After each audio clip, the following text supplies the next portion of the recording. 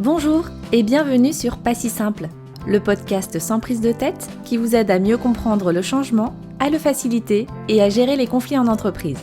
Je m'appelle Julie Roger et après plus de 15 années passées dans les ressources humaines et la gestion de projet, j'ai créé Mélusine RH. J'accompagne désormais les managers, les cadres RH et les dirigeants d'entreprise. Si vous êtes à la recherche d'infos, de stratégies et d'astuces pour mieux gérer les relations humaines, alors vous êtes au bon endroit. Dans ce podcast, vous trouverez ce qu'il vous faut pour atteindre les objectifs de vos projets, faire des relations humaines un atout pour votre entreprise et surtout, apaiser votre quotidien. Vous êtes prêts ? Alors, c'est parti ! L'innovation managériale, c'est un terme qui revient de plus en plus comme étant une nécessité pour la survie des organisations. Pourtant, j'ai l'impression que la notion d'innovation managériale, ça reste un peu flou. Si je vous demande maintenant de me donner une définition de l'innovation managériale, est-ce que vous êtes capable de me donner une réponse précise ? Quelques-uns d'entre vous vont me répondre que oui, et c'est très bien. Vous êtes avancé sur le sujet, vous avez déjà étudié la question, et c'est même probable que la démarche est déjà enclenchée dans votre organisation. Mais la majorité d'entre vous va me regarder en se grattant un peu la tête. Pas d'inquiétude. Je vais vous aider à éclaircir le concept dans cet épisode et vous faire comprendre pourquoi c'est si utile pour une entreprise. Alors bien sûr, en quelques minutes, je ne peux que vous donner des grandes lignes de compréhension. Mais je vais essayer de vous expliquer pourquoi le modèle de l'entreprise classique ne fonctionne plus, en quoi consiste le management moderne et ce que vient faire l'innovation managériale là-dedans. Parler innovation, c'est forcément parler changement. Innover, c'est mettre en place une pratique qui n'existait pas avant, qui va créer de la valeur et qui va répondre à des problèmes existants ou à venir. Attention, innover, ça ne veut pas dire faire l'inverse de ce qui existe. C'est plutôt prendre une autre direction pour améliorer ce que l'on fait. L'évolution de l'environnement des entreprises, c'est un problème actuel. Aujourd'hui, les organisations sont tenues de devenir agiles si elles veulent s'adapter aux nouvelles normes de fonctionnement de la société et de l'économie. Ces normes sont principalement l'immédiateté. On n'a plus la patience ni le temps de mettre en œuvre des processus longs. On a un nouveau rapport au temps qui nous pousse à toujours aller plus vite et on veut des résultats concrets, quasi immédiats. On a un nouveau rapport à l'espace. La technologie efface les frontières et pas seulement les frontières géographiques. On peut contacter n'importe qui à l'autre bout de la planète à n'importe quelle heure en quelques secondes. Il y a aussi les nouvelles normes sociétales qui engendrent un rejet de l'autorité. On voit émerger des revendications de la part des salariés pour accéder à des entreprises agiles, à des méthodes de travail collaboratives et à du management participatif. Le modèle de l'entreprise classique très hiérarchisé est remis en question. Et bien sûr, les technologies qui permettent un accès à la connaissance que l'on n'avait jamais connue jusqu'ici. Tout le monde peut se former à tout, en prenant le temps de s'en donner la peine. La qualité de la formation et des connaissances ainsi obtenues sont un autre sujet. On peut se poser la question de la limite du système lorsqu'on voit apparaître de plus en plus de spécialistes et d'experts autoproclamés. Mais il est indéniable que les savoirs se démocratisent. Face à toutes ces nouvelles manières de faire, à ces normes, les entreprises doivent s'adapter et surtout adapter leur méthode de management. Jusqu'ici, le modèle classique, appelé aussi modèle commande-contrôle, a permis de construire une méthode de management qui est basée sur l'augmentation de la productivité et l'organisation des tâches. Le modèle commande-contrôle, c'est le résultat des travaux de Taylor, de Fayol, de Weber, qui ont commencé à travailler sur la définition du management dans les années 1930. Il s'agissait alors pour le manager d'être un coordonnateur des actions des membres de son équipe et un contrôleur des actions correctives à mener. Pour atteindre un objectif, le manager va expliquer à son équipe ce qui doit être fait, s'assurer de la manière dont c'est réalisé dans le respect des normes et contrôler le résultat. Le manager est donc celui qui sait ce que les autres doivent faire et qui dirige ses collaborateurs sans laisser la place au hasard. Dans un tel système, pas question de collaborer, mais plutôt de coordonner. Le collaborateur n'a qu'à obéir, à suivre les consignes sans se poser de questions.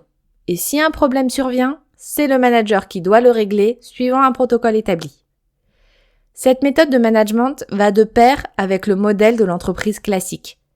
On y retrouve un pouvoir très fort de la direction qui est à la tête d'un système hiérarchique fort et respecté. Les décisions sont centralisées, Les collaborateurs ont des fonctions définies avec des tâches à exécuter pour remplir ces fonctions. Il y a une grande standardisation des processus et le travail de préparation et de coordination est séparé du travail d'exécution. Il y a ceux qui pensent et ceux qui exécutent. Le problème de ce modèle, c'est qu'il n'est pas adapté aux contraintes de notre environnement actuel. Pas suffisamment dynamique, trop complexe à mettre en mouvement, centré sur ce qui existe et loin de l'innovation. Pour s'adapter, l'entreprise doit changer et commencer par revoir son mode de fonctionnement et par conséquent, tout son mode de management. L'entreprise moderne est ouverte et interconnectée. Terminez la hiérarchie en silo, il est temps de s'ouvrir au collectif et de construire un système agile et adaptable qui va s'enrichir des compétences et des connaissances de l'ensemble des collaborateurs. Pour ça, on doit miser sur le collectif, reconnaître les compétences de chacun et les valoriser. Les salariés veulent avoir envie de travailler pour l'entreprise et adhérer à ses valeurs et à son mode de fonctionnement. L'entreprise est désormais connectée, dans le sens où les frontières internes disparaissent. Terminer les rivalités entre services et les compétitions internes encouragées par la hiérarchie. Mais les frontières externes sont aussi revues. Le recrutement, la formation s'externalisent. On confie la réalisation de missions et l'apport de compétences à des sous-traitants externes. Les différences et la créativité sont encouragées. Terminer la conformité. On cherche la coopération, l'innovation, l'apprentissage par l'expérimentation et la prise d'initiative. L'entreprise fonctionne en mode projet. Elle doit mettre en place le management adapté pour répondre aux besoins de ce nouveau mode de fonctionnement. Le manager prend alors un rôle de coach, c'est-à-dire qu'il est là pour gérer, former et faire évoluer les personnes qui l'encadrent. Il est en retrait par rapport à la technique qui n'est pas son cœur de métier. Son rôle n'est pas d'être un référent technique, il est là pour favoriser le développement et les performances de chacun de ses collaborateurs. Son intérêt principal, c'est de pousser au changement, à l'innovation et de développer le système collaboratif et collectif. Son équipe doit en quelque sorte devenir autonome et pouvoir fonctionner sans lui en temps normal. L'autonomie est importante pour que les décisions soient prises rapidement par les collaborateurs quand les enjeux ne sont pas trop importants. C'est d'ailleurs en situation de crise, ou lorsque les enjeux d'un projet deviennent critiques, que le manager prend la main et se remet en avant. Il assume alors la responsabilité des actions effectuées et les risques pris. Là où le management a pour but de faire coopérer les personnes avec des outils permettant de respecter des contraintes de temps, de productivité et de qualité, l'innovation managériale invente de nouvelles pratiques de coopération en y ajoutant une dimension sociétale.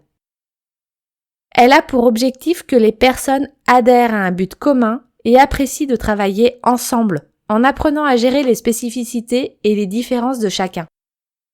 On privilégie des petits groupes, des expérimentations informelles, on cherche à engager les personnes sur le projet. Pour ça, la porte est ouverte aux nouveaux outils de management collaboratif, qui visent à créer une proximité entre les participants et qui doivent être inspirants et permettre d'ouvrir la créativité et d'explorer de nouvelles pistes. L'innovation managériale, c'est pas un projet à inscrire dans le fonctionnement global de l'entreprise. C'est une modification en profondeur du fonctionnement global. Elle a pour but de réinventer l'existant, de manière durable, en créant de la valeur et en répondant aux problèmes et aux préoccupations des individus. Aujourd'hui, les services RH sont les plus à même d'initier ce changement, notamment au travers de démarches de co-construction, de développement de l'agilité ou encore du développement de la qualité de vie au travail. Comme tout changement et nouveau mode de fonctionnement proposé, il est nécessaire de bien préparer le déploiement d'une transformation de cette envergure et surtout d'y intégrer l'ensemble des collaborateurs. Modifier en profondeur une organisation ne se fait pas d'un coup de baguette magique. C'est un projet ambitieux qui doit être porté par tous, accepté et compris. L'innovation managériale et l'ouverture au collectif vont remettre en question les zones de pouvoir et le fonctionnement du système hiérarchique. C'est un sujet sensible qu'il faut traiter pas à pas et par petites touches.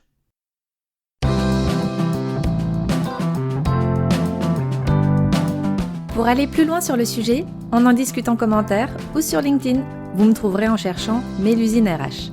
Il existe aussi une newsletter du podcast dans laquelle je vous partage des bonus complémentaires, Le lien est en description si vous voulez vous y abonner. Un grand merci à tous ceux qui prendront le temps de noter le podcast. En plus de m'aider à le faire connaître, ça me permet de savoir ce que vous avez aimé comme sujet et à améliorer mon contenu. Je vous souhaite une excellente journée et je vous dis à jeudi prochain.